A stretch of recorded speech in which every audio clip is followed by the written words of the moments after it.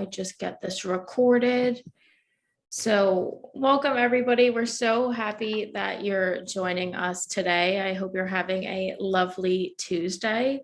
And officially welcome to our California Advancing Career Office Hour session, focusing around developing outreach materials that are appropriate for detention.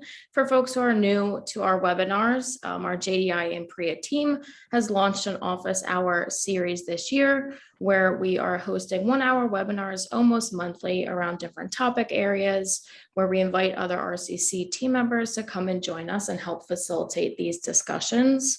And this discussion, we're so excited for you all to be here. It'll really allow you an opportunity to review existing examples of outreach materials. We'll be hearing from another RCC and from Yesenia, who's with Partners Against Violence, very shortly around how they creatively expand their outreach services to incarcerated survivors.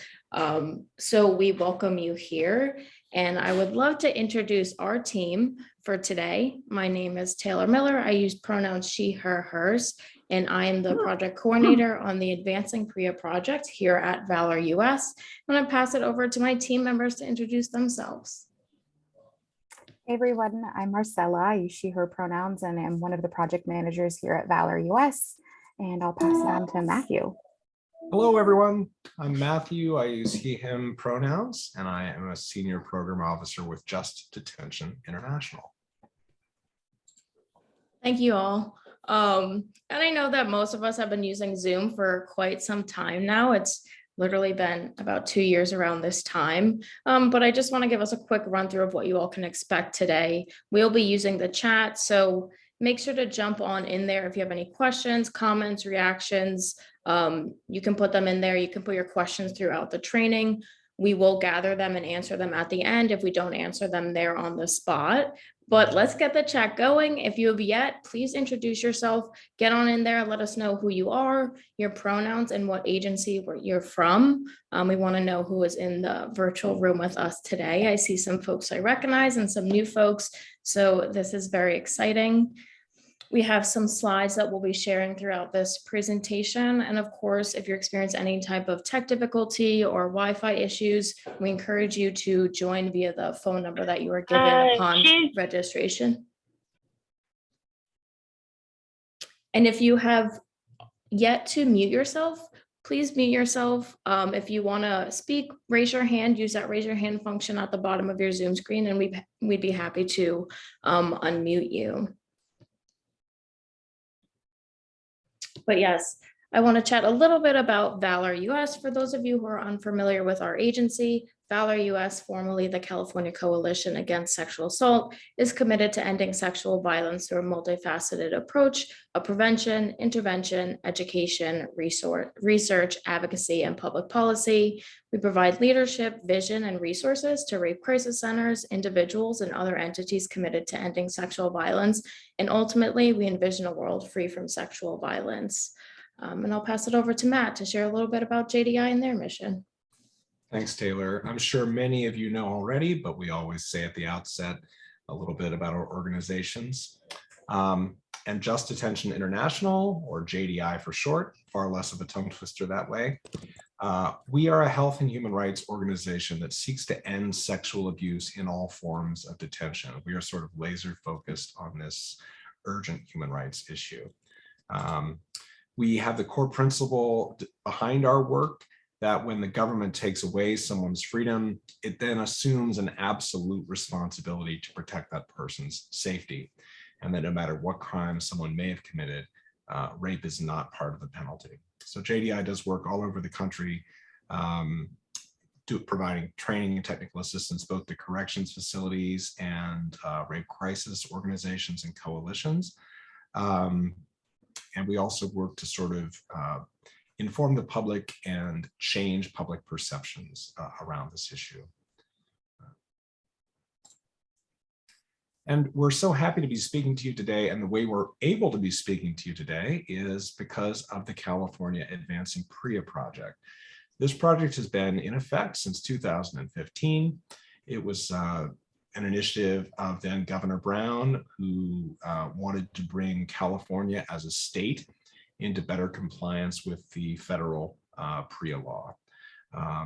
So as a result, then CalCASA, but now Valor US and JDI were tasked as experts in the rape crisis side and in this issue of sexual abuse in detention to partner and travel all around the state and engage with you all and your local facilities to sort of embark on relationship building and really create some sustainable agreements and protocols to improve conditions for people who are incarcerated, who have survived sexual abuse, and to make sure that this is really sort of something that can kind of continue into the future. So trainings like this one we're doing right now are sort of all aimed at sort of raising everyone's capacity, helping everyone feel like they have a stake and understanding and ownership of this, this very specific work.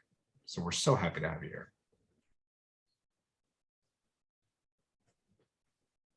Thank you so much, Matthew. And I want to talk a little bit about what y'all can expect from today's webinar. We have a few objectives laid out for you. The first being to develop a vision to create outreach materials for incarcerated survivors at your Rape Crisis Center. Second, we want to demonstrate the process of getting buy-in and approval from correctional officers and prisoners when creating new outreach materials to provide services to incarcerated survivors. And lastly, we're hoping to describe how to ensure outreach materials are being shared by staff with incarcerated people. And of course, we want to encourage you to do what you need to do throughout this webinar to take care of yourself, lean into whatever brings you peace and joy in that moment and do so. If you need to step away, absolutely do that. We'll be here the whole time if you need additional support. But with that, we're going to get started. So excited. We're going to jump right into it. We know that an important part of ensuring that incarcerated survivors know about the services that your rape crisis centers provide is by creating outreach materials that are both accessible and welcoming. There are a variety of materials that your agency can create and utilize to promote these services. And we're really hoping to show you some and give you some chances to speak to others to learn about what materials they're using too. We recognize that you may have some informational posters already up in common areas by the phones, or you have brochures that are included in the PREA Prisoner Education Handbook that are utilized as well. But we really want to show you how important it is to lean into a variety of those materials. And whether you are just starting to develop those materials for incarcerated survivors, we're hoping to share some tips and insight for creating meaningful collaborations between you and your correctional partners. And to kick us off, we're so excited to welcome back Yesenia for another office hour session. Yesenia is the PREA coordinator from Partners Against Violence, and she's really here to help us learn about how her and her team work to create outreach materials for incarcerated survivors. She has some seriously valuable insight on how to think creatively and push to find alternative ways to reach survivors. So we are truly in for a treat. And we have so much to learn from you, Yesenia, but the first thing we want to hear from you is around that creativity that we keep mentioning. Can you speak to what made you want to change your approach and explore creative ways to enhance your outreach strategies? Yes, absolutely. Thank you for having me. Thank you for everybody who's here to join us today. My approach is constantly changing based on each detention center we have had the privilege to work with. But it all really begins within your agency and how far your PREA program is willing to go. Beginning to have these conversations within your own team will allow you to get a better idea of what your agency can actually offer to incarcerated survivors, whether that's updating any former outreach material your agency and the detention center has already approved, or at that point asking yourselves, is this where we might need a new approach or another creative way to enhance our outreach materials in order to reach out to incarcerated survivors, right? For example, during the first year of COVID-19, well, you can ask yourself, what are some of the changes your agency had to do in order to keep providing services to survivors and the community? And if possible, were those changes also benefit survivors in a detention setting? Once you have these conversations with your agency, it does become a little easier to discuss your ideas and use strategies with detention centers and identify what they are open to. In my experience, we had some detention centers that were open to our ideas and some that weren't, especially during COVID-19. But despite some closed doors, I didn't take it as a no. And as time passed, I worked harder to establish a good partnership with our detention centers. And I realized with time and support from my team, they became more open with us and willing to work with us and getting outreach materials approved or even at least considered. Thank you so much for sharing that. And I know just a little bit ago, I touched on the importance and impact materials can have on survivors, but we'd love to hear from you to speak to what kind of impact you think your materials or hope that your materials already have or will have on survivors. So whether it's posters, videos, handouts, we just would love to hear about the impact you think it's having or hope it's going to have. Yes, absolutely. The impact that I hope my outreach materials will have on incarcerated survivors is the same we hope to have with any survivor, which includes empowerment, feeling supported, and most importantly, your message to incarcerated survivors. Whether it's a flyer, a brochure, video, or even materials your agency decides to put on the website, input from your team, including other community partners such as Just Detention International, Valor US, and even your local detention centers can help you suggest new ideas and strategies to make sure your message to incarcerated survivors is clear and impactful. Thank you for sharing that. I love how you point out the clarity behind the messages and making sure that that is clear for incarcerated survivors and that they're understanding the services being offered. And we want to take a pause from hearing from Yesenia right now, and we're actually going to give you all an opportunity to chat with each other. We're going to break out into some breakout sessions, and we're going to give you about 5 minutes to chat with each other, and then you'll come back to the larger group. We have some questions laid out for y'all. We would love you to chat about what has been your approach to making services visible in your correctional facilities, and also a little bit about your approaches and have your approaches been able to reach survivors or not. So we are going to be in the process of just breaking you off into those breakout groups. We will give you 5 minutes and then we'll bring you back. Once we bring you back, we would love for you all to share out if folks from each group can kind of just talk about what they discussed and ask any questions that they had as well. So bear with us as we get you into those groups. Yeah, so just a reminder, you'll have 5 minutes. We'll resend you the questions, and it'd probably be helpful to identify at least one person to share out what you all talked about. So let me hit create those breakout rooms.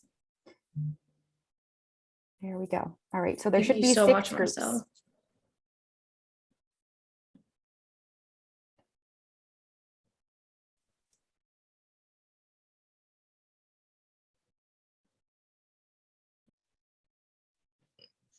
As I mentioned, we would love to hear what y'all chatted about in those breakout groups. So do we have anybody who is willing to share or was assigned a point person in their group who wants to unmute themselves and jump on in? And of course, if you just joined, Marcella put the questions in the chat so you can also participate as well.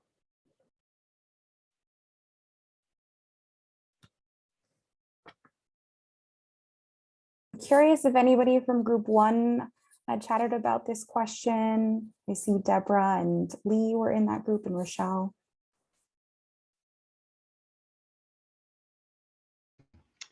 Yes, Lee and I both chatted briefly about it. We both are in rural counties. I'm actually brand new to our agency. They told me that we've done a little bit of work in our local jail system with I think it was called Arts for the Healing, and it was very successful, but then COVID hit. And then they, have gone through some staff changes. So we're in the process of rebuilding that. So I'm the family services coordinator. I'm going to be learning a lot more about that, and we'll have team members under me to go out. And I think Lee expressed kind of the same thing, that they don't have a lot going on as far as PREA, but he has a great interest in his counties. So. That's wonderful. Rochelle, which county are you in? I'm in the Inyo counties. We work with Inyo, Mono County with Wild Iris. Okay. Very cool. Well, welcome. We have another webinar next week about providing services to incarcerated survivors. So hope you can make it. Awesome. Thank you. Are other folks kind of on the same page, just starting out, just learning just getting their feet wet around getting outreach and starting to build relationships? Or do we have any folks that have a good grasp on how to do outreach and have their flyers and posters up and all that? Curious to hear where folks are at. Anybody from group 2? I see Selena, Flavia. I know David didn't get to enter, but if folks were able to chat, I'd love to hear. Yeah, we chatted. We talked about using the flyer that I think Carcasa provided. Some of us are using that. Claudia sounds like she's got the most experience out of our group, and we're also here to steal ideas from you all too. We'll have some. And we'll show the flyer that Selena mentioned. We do have like a fillable flyer that folks can use and enter your agency information. We also talked about not sure if those flyers are actually posted. And so that made me realize maybe we should somehow check or ask, or we're not able to go in to see. Yeah, that's one of the things we do recommend is going in and, you know, just offering the flyers to them, and or if you're not able to go in, giving them a call and asking them, hey, are they still up? Are they by the phones where folks are tending to call, and you know, either your hotlines or sending letters. So definitely a good call. If we can't go in, we definitely want to check in with them to see if the flyers are up. Sometimes they get taken down. Sometimes they get printed as black and white and they don't look like what they looked like before. So lots of challenges with that. Other folks want to share? Group 3 or 4 or 5? It was in group 3. There was a bit of confusion around what type of meeting this was going to be. We were thinking it was going to be more of just an open discussion, but I'm glad to see there's some structure around it. In terms of like material, some of us were just unsure. We don't know. I personally, you know, I'm just starting in this role, so I'm not too sure. But with that being said, it's a great opportunity to get those ties, just starting the conversation, to start the outreach. We just recently merged our domestic violence and our sexual assault agency. So it's one agency for the whole county of San Luis Obispo, which is another great opportunity for entering in. Hey, can we check those flyers? We need to put our new name on there. We need to change our phone numbers. So that's kind of where we're at.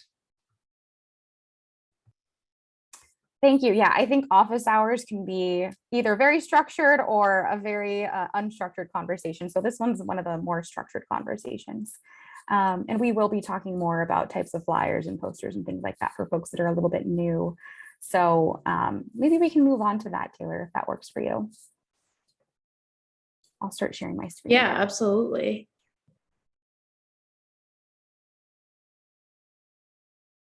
Let me get my screen up. Give me a second here. No worries at all. That way I'm not sharing all my different tabs. Okay.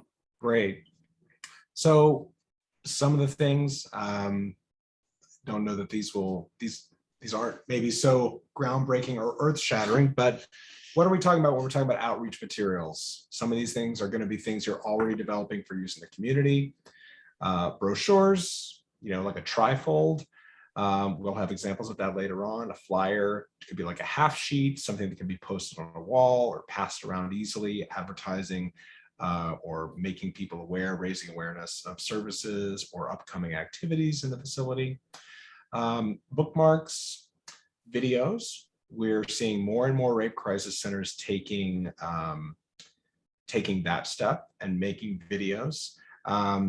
That used to be sort of a daunting step, that it felt very kind of cost prohibitive and very, well, we don't have someone on staff who is technically adept enough to do that, so we're not going to do it.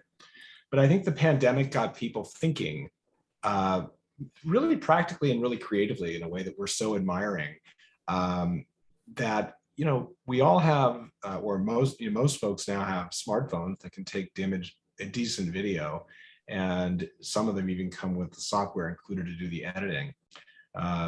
So a lot of rape crisis centers sat down, wrote scripts, let us take a pass through those scripts, make sure that they were all the appropriate messaging, And in that sense, they were able to sort of transcend even that hard facility wall, that locked gate during COVID and the worst of the lockdowns, which were so horrific for people who were locked up.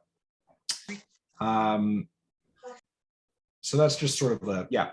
And we were able to find a really good example of a brochure that we like. This was done by the North Carolina Coalition Against Sexual Assault. So it doesn't have, it's not a specific rape crisis center, but I think this brochure has some real strengths to it, some real things to recommend it. You'll see that big blank space there in the second fold. That is where you can actually, that is where the local rape crisis center information can be filled in. It tends to break down by county in North Carolina, just as it does by California. So this is something that was put out by the state coalition that all agencies can put their information inside of, similarly to what Valor and JDI have done with the posters here in California. What I really like about this brochure is that it actually does a great job at introducing people who may be completely unfamiliar with rape crisis services or what advocates even do to your proper role. So here on this first panel here, keep in mind advocates are to help you. Their role is not to file a report for you, but they can give you information and can support you if you decide to file a report. That's just what we advise. We don't advise that you all are ever in the position of filing reports yourselves, although you certainly should be able to lead someone through the steps when they have decided it's time for them to make that report. Right here, it references the need for consent forms that would allow for follow-up services. I think mentioning that on the brochure is great. I think people who are in detention, they deal with lots of forms, they deal with lots of paperwork, and I think they may be a little bit wary about what it means to sign their name on something. So I think that's really good that that's included here. Also crucially here, they talk about limits on confidentiality, that even though the rape crisis services are confidential, the facility environments are not always confidential, and facilities do not always agree to treat things like phone calls as confidential between advocates and their clients in detention. And that's crucial for people to make their own decisions for their own safety. And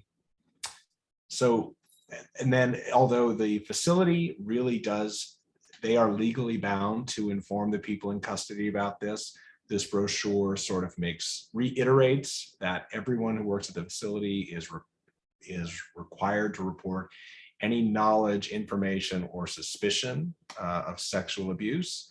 And that I think also here the limits on confidentiality, such as around suicidal ideation, homicidal ideation, and then certain age, the difference when you're serving someone who is a minor.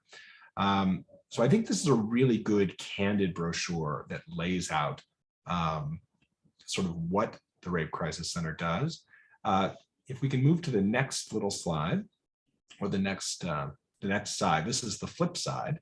So here we kind of get really into shining a light for people who maybe just have never had cause to seek services before, or maybe even surprised to know that it's someone's job to be a rape crisis advocate in the world. It lays out what victim advocacy is. Some basic rights that everyone who is in detention has as victims of sexual abuse. Making sure to reiterate that they have the right to report, that they have the right to the presence of an advocate during a forensic medical examination, and also during the investigatory interviews.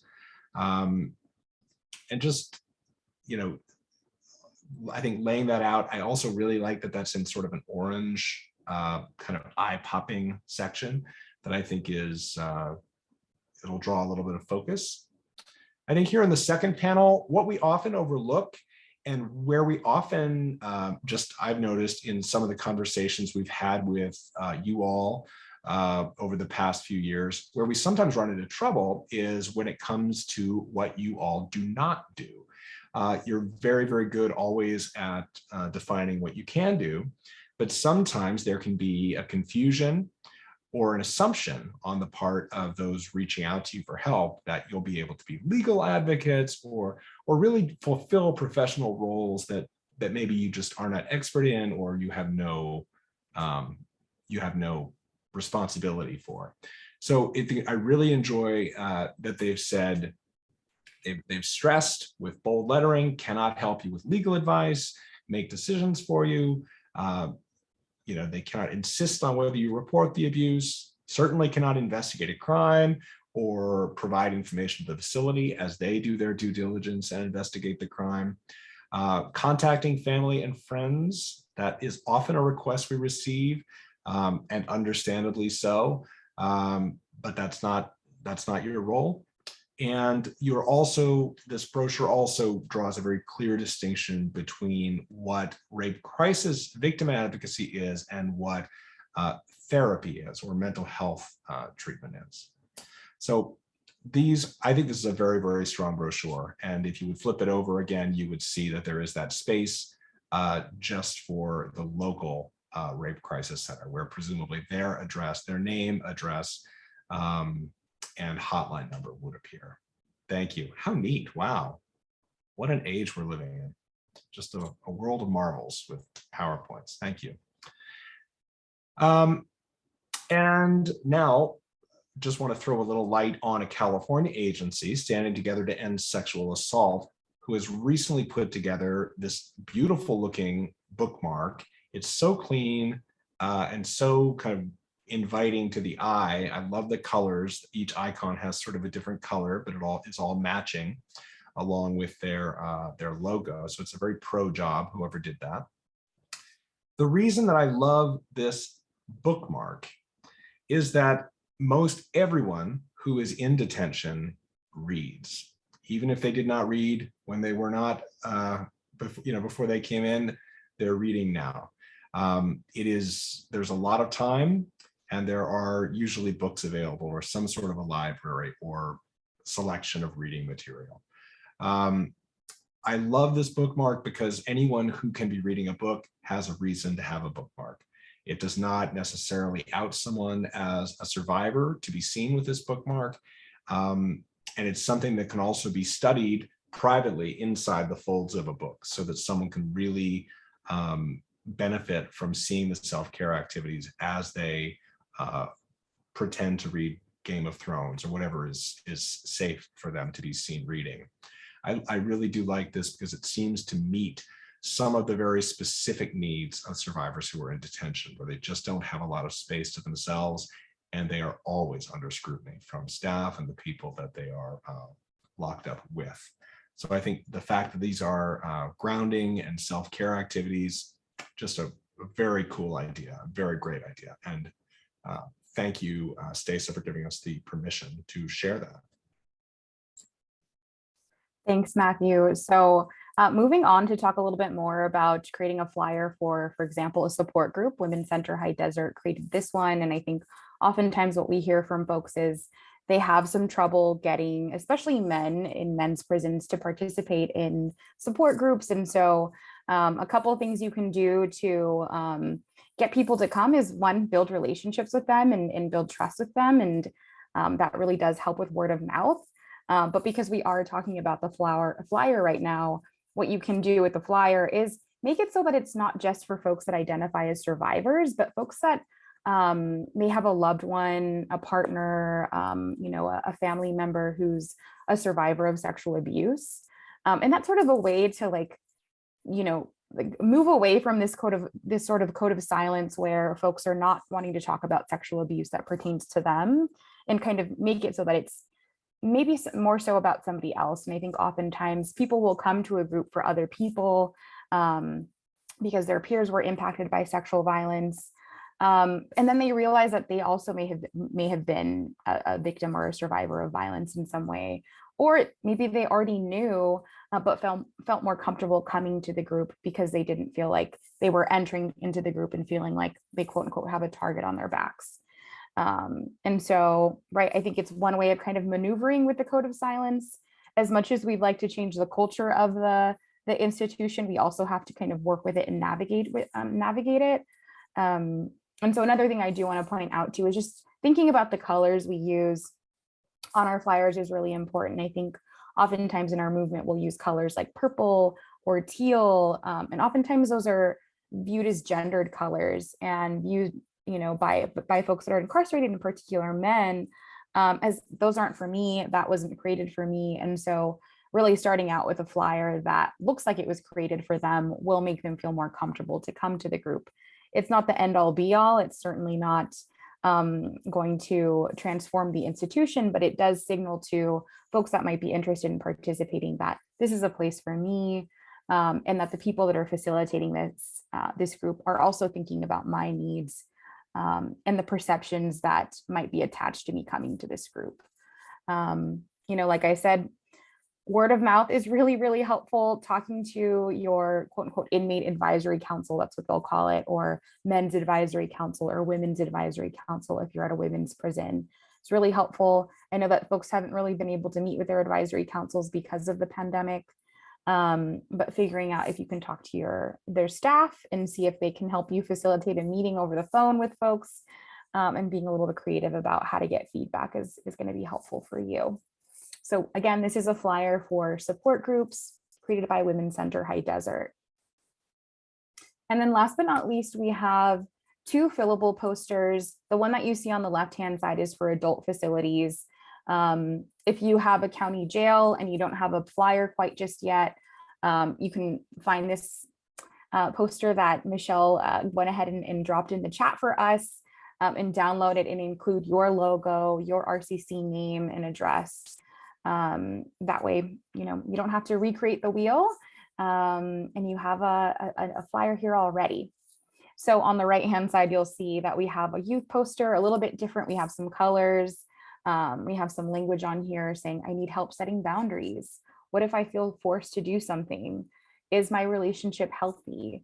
And really giving the youth some language that they can utilize to ask questions if they feel like something isn't quite right. So again, I think really thinking through the design and the people that you're doing outreach with and to is going to be really helpful. Again, so that people feel like this place is for me, this service is for me, or this group is for me. And I see Taylor put in the chat, as you'll start to or continue to create your own outreach materials, we would be more than happy to review them and provide feedback and guidance throughout the whole process. Absolutely. I think one of the pieces that we really love to be able to do is give folks feedback on their materials. That way, when you're trying to get buy-in from your correctional facilities, you already have some insights into what people or what staff are more likely to say yes to and less likely to say no to. Of course, every correctional facility is very, very different. And so always want to be able to talk to them. That said, I do want to share a video that one of our member agencies at Partners Against Violence created. And I know Matthew's going to go ahead and share that for us. And this is actually a video that Yesenia created, and we'll have Yesenia come back and talk about the creation of the video. But first, we're going to watch it.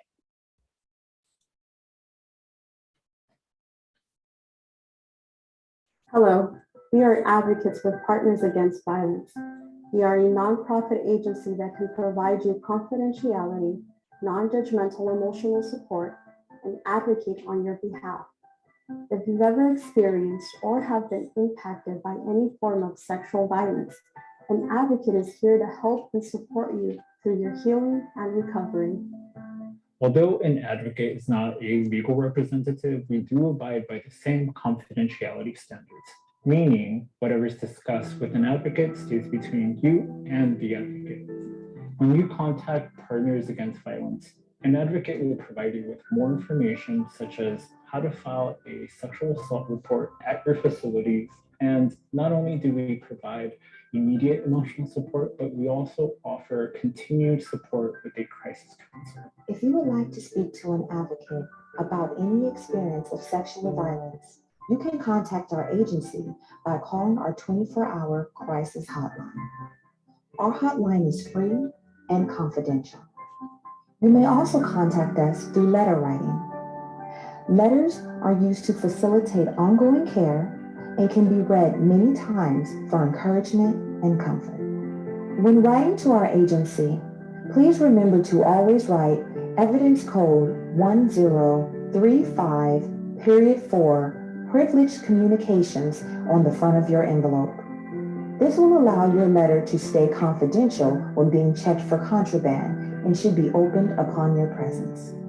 Flyers have been posted around your facilities with more information on how you can contact Partners Against Violence, either through phone or letter writing. Remember, you don't have to go through this alone. We are here to listen and support you through your journey.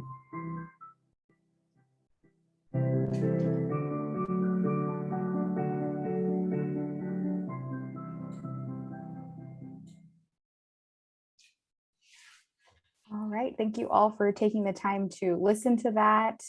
I'm going to bring Yesenia back into the spotlight for us so we can chat with her a little bit about what it was like to create this video. I think that, you know, we don't often see a video like this in CDCR facilities or in our local jails. So I'm curious for you to share a little bit more about what was it like to get approval to have this video shared within your correctional facilities, and let us know what kind of correctional facility it is being shared in, if at all. Yeah, so our agency video is to incarcerate survivor. It's one of my proudest accomplishments to our PREA program. It all started with the conversation I had with my team in order to reach out to incarcerate survivors due to restrictions of COVID-19 had caused, and how our agency was able to still show our support for them even through these hard times. Once I had support from my team, I started to discuss it with correctional facilities during meetings or when the opportunity presented itself to see if they would be open to the idea and to discuss what steps we would need to take in order for it to even be considered being played within their centers. Once everybody was on board, I created a script with the help with Valor and JDI at the time. And also got a lot of input from my team. We submitted it to correctional facilities. I know the first one that we mentioned it to was a CDCR facility and our local prisons in Blythe. They were actually the first ones to accept the script to be approved. But again, we submitted it to them, who were open to the idea. And as soon as we got the first approval for the video from the CDCR facility, I started to gather my team that would help create this vision that we have for the video. After multiple attempts to record it and the amount of time it took to get it to where it is now, for a 3-minute video, every effort and struggle was worth it. And in the end, I hope everybody enjoyed watching the video as much as we enjoyed creating it. Thanks so much, Yesenia. And can I ask too, which kind of facility are these videos being shared in? And have you had more challenges with county jails getting buy-in, or has it been similar? Yes, right now it's only been CDCR facilities that we've discussed this video with a little bit more and have been a little bit more open with it. And it also has a lot to do with, you know, who we have the stronger partnership with when it comes to any type of outreach materials that we have. I'm still currently working on for our local county jails to even consider it. But even though it's done, and you know, I've been showing it to many other community partners, it's still something that I'm working on, and hopefully within time more people are open to it. Yeah, I have one more question. I know you had just finalized the video. Are the videos up in one of the state prisons quite just yet? Have you seen any sort of traction, or are you still waiting to see how it's going? Unfortunately, I'm still waiting to hear back from the first correctional facility who approved the whole idea of letting us do this, to be played what they call an educational television, which is the day room where they kind of hang out during the day. I still have wait to see if it's even approved, but they did approve the script. Now they just got to finalize and approve the official video that we did. And hopefully within time, I'll hear something back. But I do follow up with them through email or when I get a chance, like, hey, how's it going? Any updates on the approval for the video? But even so, just having those small conversations, I try not to lose hope, and hopefully, you know, if I ever hear of a facility playing it, it'll make every effort and time that we took to make the video worth it. Well, thank you so much, Yesenia. Hopefully we'll have you back another time once the video is up and you've gotten lots of hotline calls and letter correspondence as well. I'm going to go ahead and open it up for questions, and great timing because I see Selena just put her hand up. So go for it, Selena. What's your question? My question is, I think you said that there's already a room where they plan to show this film. Did you guys have, so you're not providing any monitors or screens or anything like that to show it? And are they having to like embed it with whatever else is already on the screen? And are they doing that technology piece? So how we even came up with the idea, it was actually during a tour that they were giving to our agency at the time. And that's where in the day they took us into the day room where I saw individuals watching the television, which is, you know, the inmates, they were watching television. And that's where I kind of started to ask a little bit more questions about, you know, some maybe possible outreach material that we could start developing to see if they'd even be considered to show where they kind of hang out in the day. And that's how basically how this whole idea started. Once he said, you know, yeah, you know, we have an educational television where we, you know, play videos from, you know, community resources or anything that they think could be beneficial for them to have for, you know, their healing or whatever it is that they need while they're incarcerated. But that's how it just all basically started, is by asking questions, getting those facility tours, looking and viewing to see what type of community resources they already provide to them, and see if that's something that your agency could also do with the information that you need to provide to incarcerated survivors. So just basically asking questions and seeing what they actually offer. And I know every detention and correctional facility call it differently, but for this one specifically, they called it educational television. Others can call it something different. Thanks, Yesenia. Yeah, I wouldn't expect that the rape crisis centers would be purchasing any televisions or monitors. Traditionally, it'll be the state prison or the jails in your service area that will be able to share the video on their own monitors. Crossing our fingers that Yesenia gets that approval. Thank you for your question, Selena. Any other questions from folks? I know quite a few folks said, I'm new to the program, I'm still learning. So I want to open it up for any questions about outreach materials, but then any other questions to help clarify any confusion. I know that jumping into the office hours can feel kind of like jarring if you haven't been part of the project or the program for a bit. So do let us know if you have any clarifying questions or just any questions in general. We're here to support y'all. I'll let some silence happen for a second here. I actually have one more question. Go for it. Actually, regarding the brochure that you shared about what is advocacy, I was able to download it. I just had to sign up for that platform. So thank you.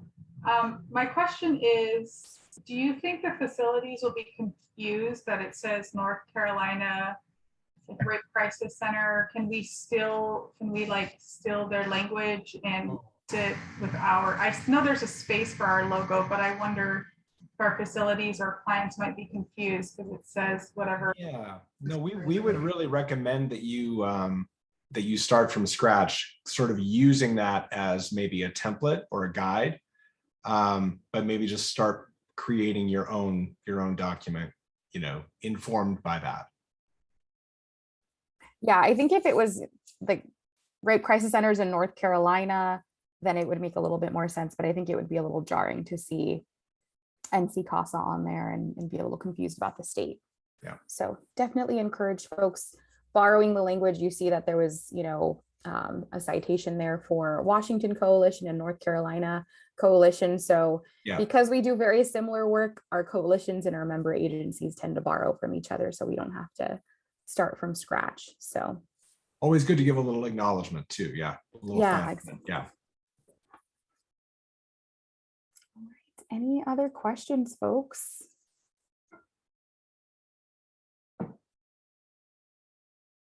No questions. If there are no questions, then I will go ahead and share some of the resources and website links that we have to continue learning.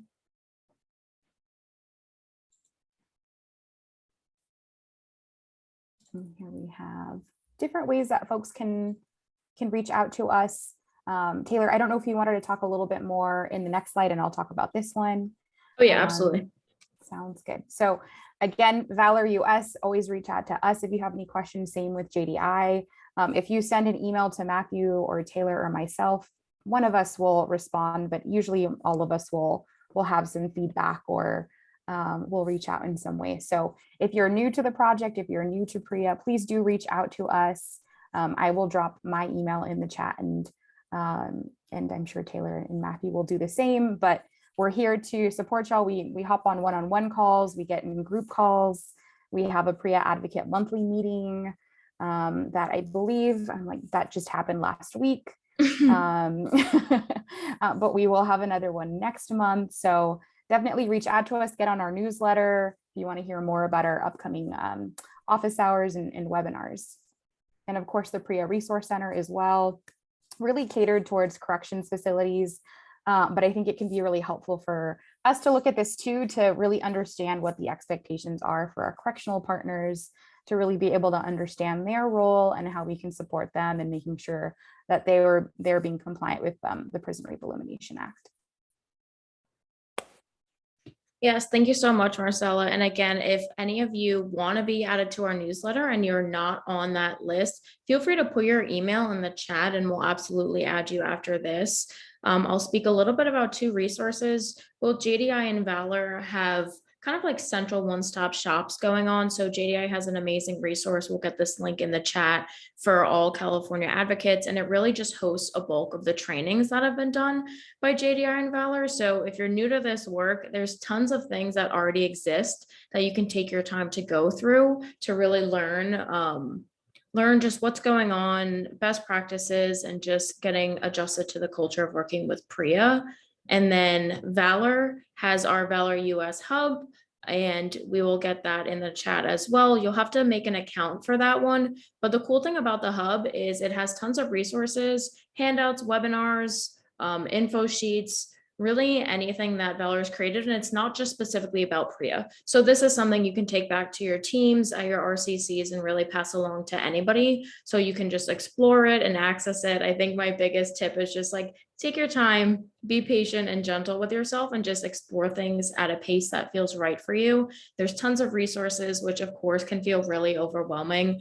But again, if you watch a recording or anything and you have questions, please do reach out to us. We say this all the time, but absolutely reach out, email, call, whatever you need. We really want to support you and make this as easy as possible. But with that, that was our last little slide for the day. So I will leave us with these 5 extra minutes if anybody else has any questions. Yeah, just leaving the space to y'all. Oh, and thank you for folks putting your emails in the chat. We absolutely love that. And we'll add you to all the lists we've got going on.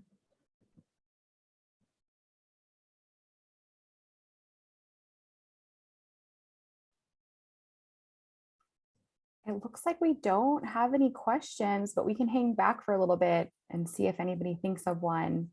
Thank you all for joining us. Thank you for sending us your emails.